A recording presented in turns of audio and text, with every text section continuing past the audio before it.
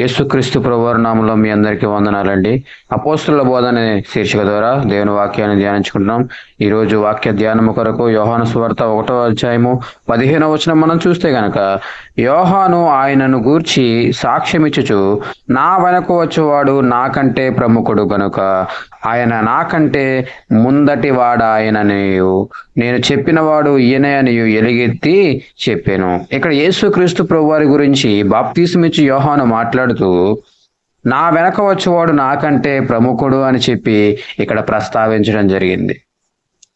మన యేసయ్య బాప్తిసమిచ్చి యోహాను కంటే గొప్పవాడు, ప్రముఖుడు అని చెప్పి ఈ వాక్య భాగం ద్వారా మనకి అర్థమవుతూ ఉంది. ఈనాడు చాలా మంది యేసుక్రీస్తు ప్రభువారిని మనుష్యులతో పోలుస్తున్నారు, భక్తులతో పోలుస్తున్నారు, పరిశుద్ధులతో పోలుస్తున్నారు, వస్తువులతో పోలుస్తున్నారు.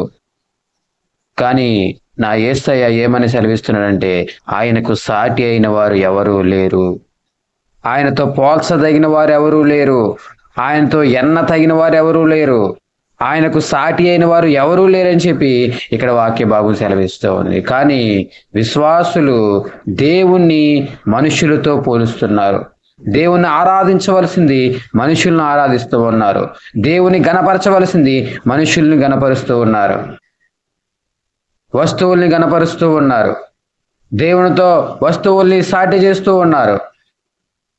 వాక్య భాగము ఏమని సెలవిస్తుంది అంటే, దేవుని కంటే శ్రేష్టమైన వారు ఎవరు లేరు, దేవుని కంటే గొప్పవారు ఎవరు లేరు.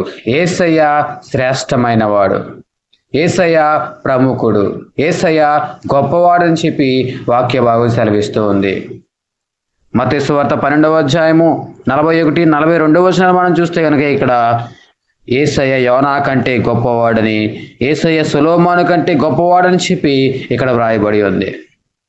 మన యేసయ్య మారు మనస్సు పొందమని ప్రకటించిన యోనా కంటే, ఆ ప్రవక్త కంటే గొప్పవాడని చెప్పి ఇక్కడ రాయబడి ఉంది. జ్ఞానము కలిగిన రాజు అయిన సొలొమోను కంటే గొప్పవాడని చెప్పి ఇక్కడ వ్రాయబడి ఉంది. హెబ్రీయులకు రాసిన పత్రిక 3వ అధ్యాయంలో మనం చూస్తే గనక, 3వ అధ్యాయం 4వ వచనం మనం చూస్తే గనక, ఇక్కడ యేసయ్య మోషే కంటే ఎక్కువ మహిమకు అర్హుడుగా ఇక్కడ కనబడుతూ ఉంటాడు. మోషే కంటేనే, ధర్మశాస్త్రము అనుగ్రహింపబడిన మోషే కంటేనే యేసయ్య అధిక మహిమ కలిగిన వాడుగా ఇక్కడ రాయబడి ఉంది. అంతేకాదు, మన ప్రధాన యాజకుడు, ఇశ్రాయేలుకు ప్రధాన యాజకుడిగా, మొట్టమొదటి ప్రధాన యాజకుడిగా వ్యవహరించిన అహరోను కంటే గొప్పవాడైన వాడు ఎవరయ్యా అంటే యేసయ్య అని చెప్పి వాక్య భాగం తెలియజేస్తూ ఉంది.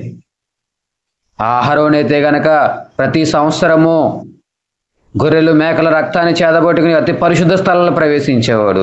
కానీ మన ప్రధాన యాజకుడైన యేసయ్య ఒక్క మారే అతి పరిశుద్ధ స్థలంలో ప్రవేశించి సమస్త మానవాల పాపాల నిమిత్తము ప్రాయశ్చిత్తం చేశాడు. మరలా ప్రవేశించవలసిన అవసరం లేకుండా ఒక్క మారే ప్రవేశించాడు. అహరోను కంటే మన ప్రధాన యాజకుడు గొప్పవాడై ఉన్నాడు. ఈనాడు నా యేసయ్య అందరికంటే శ్రేష్టమైన వాడు. మోసే కంటే శ్రేష్ఠుడు, అహరోను కంటే శ్రేష్ఠుడు, సొలొమోను కంటే శ్రేష్ఠుడు, యోనా కంటే శ్రేష్ఠుడు, బాప్తిసమిచ్చు యోహాను కంటే శ్రేష్టమైన వాడు. అంతేకాదు, తల్లి అయిన మరియ కంటే శ్రేష్టమైన వాడు. అందరికంటే శ్రేష్టమైన వారు యేసయ్య. యేసయ్యతో ఎవరు సాటి లేరు. కానీ కొంతమంది భక్తులు ఏం చేస్తున్నారంటే, మనుషుల్ని పూజించేవారుగా ఉన్నారు, భక్తుల్ని పూజించేవారుగా ఉన్నారు, పరిశుద్ధుల్ని పూజించేవారుగా ఉన్నారు. ఏ పరిశుద్ధుడు కూడా యేసయ్యకు సాటి లేడు అని చెప్పి వాక్య భాగం సెలవిస్తూ ఉంది. యేసయ్య శ్రేష్టమైన వారు. ఒకనాడు యేసుక్రీస్తు ప్రభువారును శిష్యులను కొండ మీద ఉన్నప్పుడు, రూపాంతర కొండ మీదకి మోషేను ఏలియా దిగివచ్చి యేసయ్యతో మాట్లాడుతున్నప్పుడు,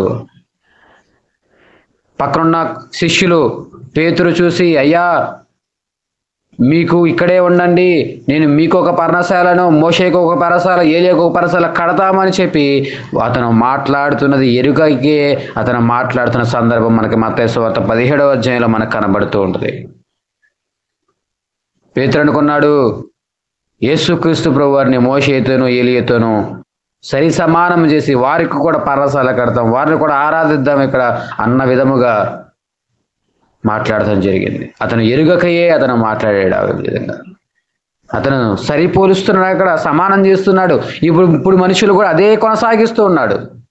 పరిశుద్ధులు, పునీతులు, గొప్పవారని చెప్పి మనుషుల్ని పూజించేవారుగా ఉన్నారు. మనుషుల్ని సమానం చేస్తున్నారు దేవునితో. కానీ బైబిల్ గ్రంథం సెలవిస్తుంది, యేసయ్యకు సాటి అయిన వారు ఎవరు? అప్పటి పరిశుద్ధులే ఏలియా కూడా యేసయ్యకు సమానము కాదు అని చెప్పి ఇక్కడ వాక్య భాగం సెలవిస్తుంది. కానీ ఈనాడు అపోస్తులను పూజించేవారు ఉన్నారు, అపోస్తులను గొప్పగా చూసేవారుగా ఉన్నారు. అపోస్తులు యేసయ్య కంటే గొప్పవారేమీ కాదు. ఏ వస్తువు కూడా భూమి మీద సృష్టించబడిన ఏ వస్తువు కూడా యేసయ్య కంటే గొప్పది కాదు. దేవాలయం యేసయ్య కంటే గొప్పది కాదు. దేవుడే గొప్పవాడు. దేవాలయంలో కొలువై ఉండే దేవుడే గొప్పవాడు, కానీ దేవాలయము గొప్ప కాదు. కాబట్టి ఈనాడు మనము యేసయ్యనే శ్రేష్టమైన వారుగా మనము ఎంచవలసి ఉంది. యేసయ్య ప్రముఖుడుగా, యేసయ్య గొప్పవాడుగా, యేసయ్యకి అధిక మహిమ కలిగిన వాడుగా, యేసయ్యకి అధిక మహిమను ఆరోపించువారుగా మనం ఉండాలి. యేసయ్యకే మొదటి ప్రాధాన్యత ఇచ్చేవారుగా ఉండాలి. మనుషులకు, పరిశుద్ధులకు, భక్తులకు, అపోస్తులకు కాదు.